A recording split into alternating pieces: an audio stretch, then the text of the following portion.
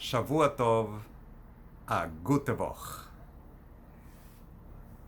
The Baal Shem Tov was leading the couch and horses of his brother-in-law, Rav Gershon of Kitov. Suddenly, he ran into a mud, a swamp, and the horses sunk in the mire and they couldn't be taken out. Tonight's story is HaBaal Shem Tov Begisoy Rabbi Gershon Bebrot. The Baal Shem Tov and his brother-in-law, Rabbi Gershon, in Brody. Shavua Tov, a gute Woche. I am Rafael Rabinovich, and I am telling story number 11 of the Shivchei HaBaal Shem Tov. The Baal Shem Tov had been for about 7 years in his Itbodedut, in his solitary confinement meditation retrieve in the mountains, and then the time for his revelation of a tzaddik, passing from being a tzaddik nistar, a hidden tzaddik, a hidden righteous man, to be a tzaddik gilui, a righteous man, a tzaddik that was revealed and known to everyone. This was coming close, was drawing near, and he went with his wife to the city of Brody, where his brother-in-law, Rav Gershon of Kitov, lived. When Rav Gershon saw his brother-in-law, the Baal Shem Tov, and his sister coming, he greeted them, he asked them how they were, and he asked his sister, "Where did you go? Where were you all these years?" She answered that they went from city to city, from town to town, and they went through many trouble around them, many problems. And he felt pity for his sister, Rav Gershon, and decided to lodge them in a place next to his home. And the Baal Shem Tov, he would hire the Baal Shem Tov as his personal assistant, servant. One day, Rav Gershon went in a trip and took the Baal Shem Tov as his couch driver. They were going through some path, and Moreino Rav Gershon drove and fell asleep. And the Baal Shem Tov drove into this swampy place full of mud and mire, and the horses started sinking in it, and you could not move them or take them out. It was impossible to take them out. Rav Gershon woke up, realized they're in trouble, and then he decided that he must go himself to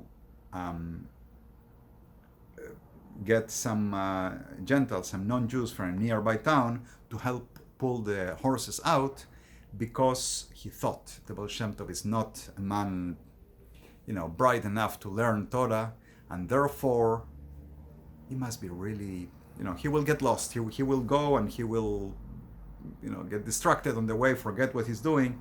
So he decided to go himself. He got off the couch and he went through the mire and the mud and walked over the village.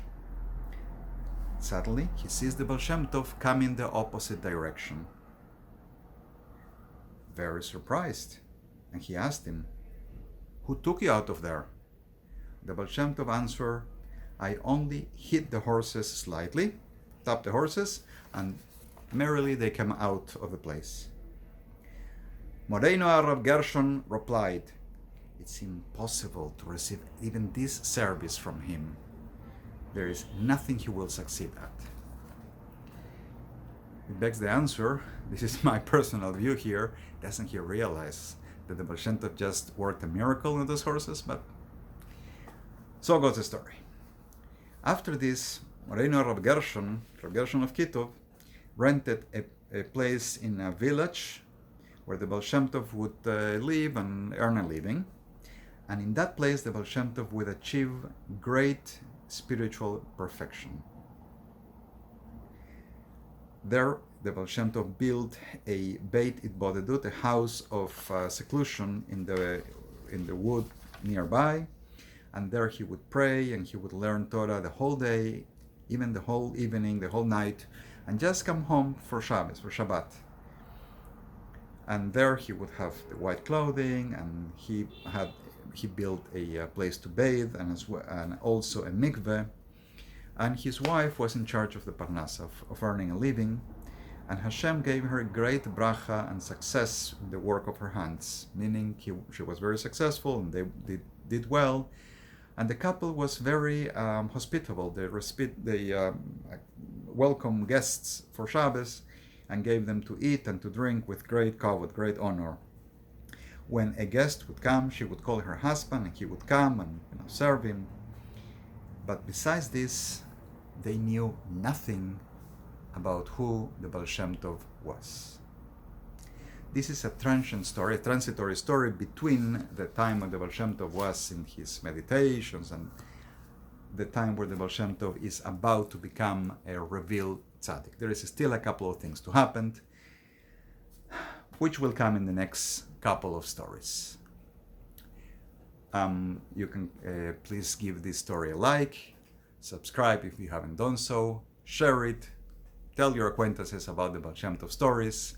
You can come to my Patreon. I accept any contribution or donation for both the effort of telling and translating this story, and I am in the process of translating the Shivchei HaBaal Shem Tov into Spanish. I think it's the first ever such translation to Spanish language. The cost of the work and to publish, so donations will go toward that. Also in my Patreon, open to everyone, even those who don't give any, it's just open. You can see my notes and comments on these stories. Shavua Tov, a gute Woche.